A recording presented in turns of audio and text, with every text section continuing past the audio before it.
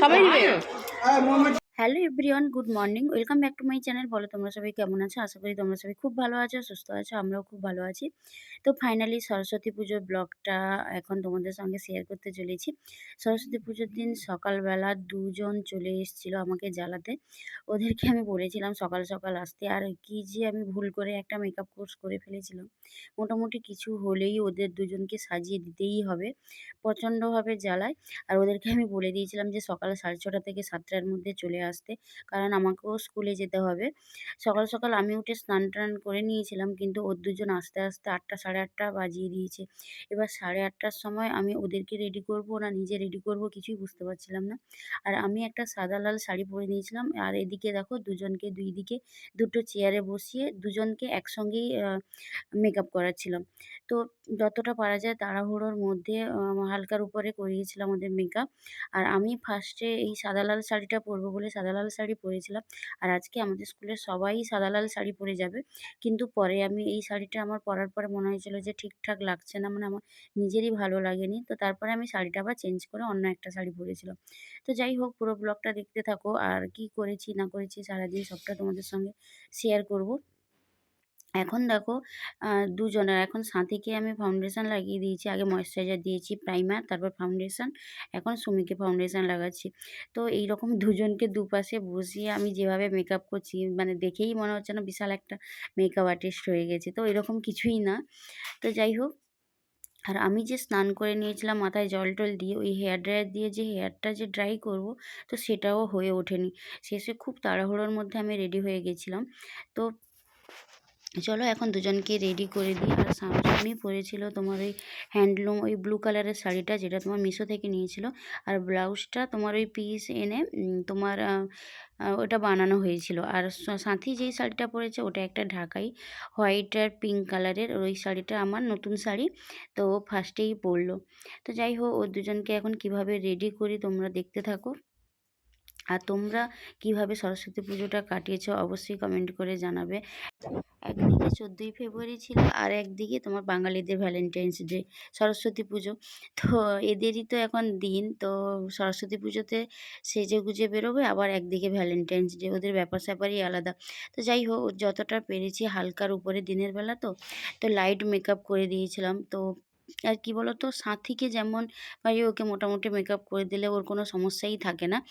ও কিছুই বলে না, চুপচাপ বসে থাকে, যেমনই সাজিয়ে দিই ওর পছন্দ হয়ে যায়।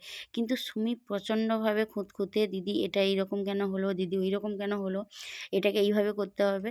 তো ও ভীষণভাবে মানে খুঁতখুঁতে, তো ও প্রচণ্ডই জ্বালায়। তো যাই হোক, তো ওদেরকে সাজাতে সাজাতে মোটামুটি 10টা, 10:30 বেজে গেছিলো। আর আমার স্কুল যেতেও অনেকটা লেট হয়ে গেছিলো। তো যাই হোক,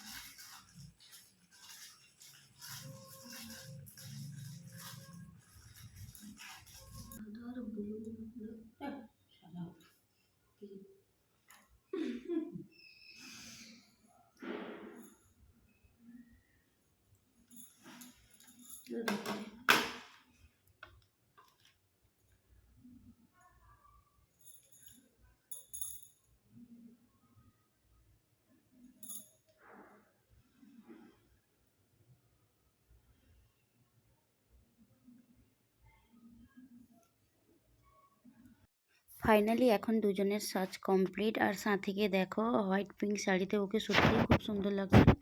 তার উপরে ও একটা খোপা করেছিল, খোপা করে বেশ অনেকটা সাদা ফুল দিয়েছে। ওকে দেখো কি মিষ্টি লাগছিল। আর সুমিও খোপা করতে চাইছিল, তবে সাথীর খোপাটাও আমি করাইনি, কারণ একদমই টাইম ছিল না। আর আমি তাড়াহুড়ো করে অনেক তাড়াতাড়ি করে রেডি হয়ে গেছিলাম, কারণ অনেকটা দেরি হয়ে গেছিলো। আর আমার স্কুলের পুজো অনেক সকাল সকাল হয়। আর তো চলো, এখন সুমিকেও দেখে নাও, ওকেও কেমন লাগছে, ওকেও বেশ অন্যরকম লাগছিল। তো দুজনকে কেমন লাগছে বা আমার সাজানো কেমন হয়েছে অবশ্যই তোমরা জানাবে কমেন্ট করে। আমার তো বেশ ভালো লাগছিল দুজনকে। আর আমি দেখো এই সাদা লাল শাড়িটা চেঞ্জ করে আমি ওই যে তুতে কালারের শাড়িটা ওটাই পরে নিয়েছি। আর কি বলতো, এখন না ওই সিল্কের শাড়িগুলো বেশ কমফোর্টেবল লাগে।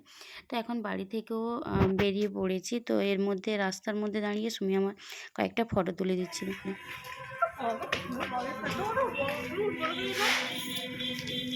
পূজা শেষ করে দিয়ে চলে এলো না। Hello everyone, good morning, welcome back to my channel. বলো তোমরা সবাই কেমন আছো? আশা করি তোমরা সবাই খুব ভালো আছো, সুস্থ আছো, আমরাও খুব ভালো আছি। ফাইনালি আজকে সরস্বতী পুজো, একটু আয় না। তো সবাইকে জানাই সরস্বতী পুজোর অনেক শুভেচ্ছা, অনেক ভালোবাসা। তার সঙ্গে আজকে 14ই ফেব্রুয়ারি, ভালোবাসার দিন। তো এই দিনটাও তোমরা খুব ভালোভাবে কাটাও। আর তারপরে আজকে ব্ল্যাক ডেও, মানে ভালো লাগার যেমন দিন, তেমনি মানে দুঃখেরও দিন। তো সমস্তটা মিলে সবাই খুব ভালো থাকো, সবাই খুব সেফভাবে থাকো, ভালো করে কাটাও। তো আজকে ব্লগটা আমি এখন থেকে স্টার্ট করছি। আর দুই বোনকে এখন রেডি করে নিয়ে আমি এই স্কুল বেরিয়েছি যাবো বলে। তো সারাদিন কি করি না করি সমস্তটা তোমাদের সঙ্গে শেয়ার করবো। আই হোপ আজকে ব্লগটা তোমাদের খুব ভালো লাগবে। চলো ব্লগটা এখন থেকে স্টার্ট করে যাবো।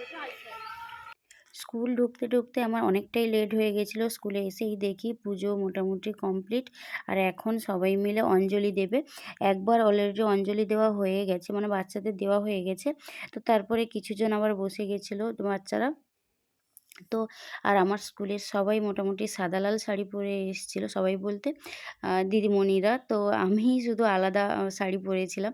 আমিও তো ভেবেছিলাম সাদা লাল পরে পরে আসবো, ট্রাইও করেছিলাম, কিন্তু কেন জানি না আমার ওই শাড়িটা একদমই ভালো লাগেনি, ওই কারণে চেঞ্জ করে এই শাড়িটা পরে এসেছিলাম। আর বাচ্চারা দেখো এরা কি সুন্দর করে সবাই শাড়ি পরে, ইয়েলো শাড়ি পরেছে, এত ভালো লাগছিল সবাইকে, মিষ্টি লাগছিল। আর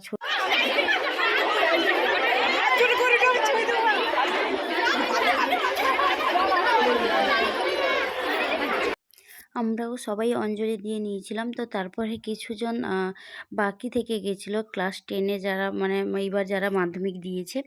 তো যাই হোক, তো ওরাও এসে শেষে ওরা অঞ্জলি দিল। তো এখন দেখো সবার অঞ্জলি দেওয়া হয়ে গেছে। আর একদিকে তোমার ভোগ বিতরণও শুরু হয়ে গেছে।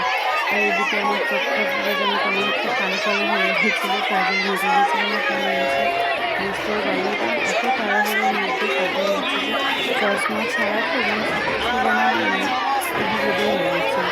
তো তাড়াহুড়োর মধ্যে হলে যা হয়। আর আমি না কোথাও একটু বেরোলে, একটু সময় নিয়ে বেরোলে মানে সত্যিই সমস্যা হয় আমার এই যে ব্যাপারগুলো। তো তারপরে আমরা পুজো কমপ্লিটের পরে আমরা সবাই মিলে ফটো তুলছিলাম। আর এদিকে দেখো আমাদের প্রসাদে ছিল ফ্রাইড রাইস আর চিলি সোয়াবিন।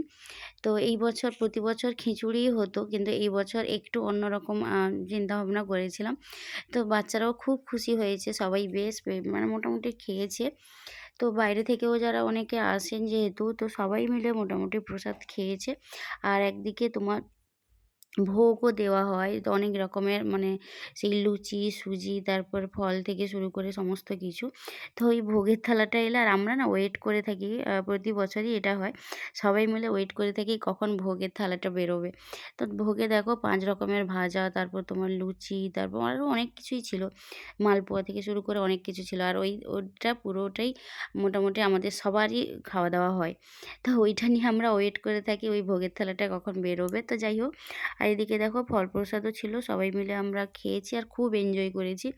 আর এই সরস্বতী পুজো, তারপরে বিসর্জন, আর হচ্ছে স্কুলের ফিস্ট, এই 3টে দিন আমরা এত মজা করি। তারপর বাচ্চাদের সঙ্গে আমি কিছু ফটো তুলছিলাম, ওদেরও কিছু ফটো তুলে দিচ্ছিলাম। কারণ আমার তো আজকে যেতে অনেকটাই লেট হয়ে গেছিলো। তো অনেকেই অঞ্জলি দিয়ে আমি যাওয়ার আগেই চলে গেছিলো। তো তারপরে এখন বাড়ি যাওয়ার পালা। আর দেখো মোটামুটি সবাই চলে গেছে, কয়েকজন ছিল। বাড়ি এসেই বেরিয়ে পড়েছিলাম বাবাইয়ের সঙ্গে একটা নেমন্তন্ন বাড়ি। অ্যাকচুয়ালি ওর বন্ধুর বাড়িতে নেমন্তন্ন ছিল দুপুরে। তবে দুপুরে তো যাওয়া হয়নি। আমাদের যেতে যেতে প্রায় ওই 3:30 4টে মতো বেজে গেছিলো। তো আমি ফার্স্ট টাইম যাচ্ছি ওদের বাড়ি। ওই কারণে মিষ্টি নিয়ে নিয়েছিলাম। আর ওদের বাড়িতে অ্যাকচুয়ালি সরস্বতী পুজো হয়। তো এই কারণেই যাওয়া। তো তারপর দেখো আর আমরা ফাইনালি পৌঁছেও গেছিলাম। আর যে ওখানে গিয়ে দেখি বিশাল আয়োজন। অ্যাকচুয়ালি ওই দাদার বাড়িতে একটা নার্সারি স্কুল আছে, মানে নিজেদেরই। তো ওই স্কুলে মোটামুটি ক্লাস 8 পর্যন্ত আছে ওই স্কুলটা। তো বেশ অন্যরকম, এবং 12 জন মতো বাচ্চাও ওখানে থাকে, ওই বাড়িতেই থাকে। তো যাই হোক ওই কারণেই ওখানে বেশ বড় করে পুজো হয় এবং প্রচুর লোকজন আসে। কিন্তু আমাদের যেতে যেতে যেহেতু 4টা বেজে গেছিলো, তো সবার শেষেই আমরা গেছিলাম। তো কাকিমার সঙ্গে দেখা করলাম, কাকু কাকিমা সবার সঙ্গে দেখা করে, আর ফার্স্ট টাইম যেহেতু গেছিলাম তো বেশ ভালো লাগছিল। আর চারদিকে পরিবেশটাও খুব সুন্দর। দেখো চারদিকে বাগান করে বাড়ির চারপাশটা এত সুন্দর করে সাজানো, তো বেশ ভালো লাগছিল। তো এখন চলো কীরকম হয়েছে পুজো এবং প্রতিমা কেমন হয়েছে ওইটা দেখে নিই ঘুরে। মাথাটা ঠোকাও, হাত ঠুকিয়ে রেখে দিচ্ছি।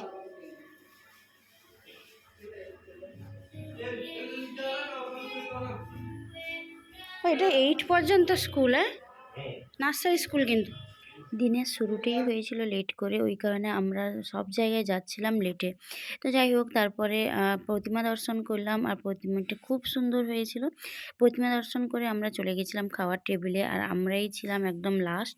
তো অনেক রকমের আইটেম হয়েছিল, রান্নাও ভালো হয়েছিল। খাওয়া দাওয়া করে তারপর বাড়ি ফিরে এসেছিলাম। ব্লগটা কেমন লাগলো তোমরা অবশ্যই জানাবে। এখানেই ব্লগটা এন্ড করলাম।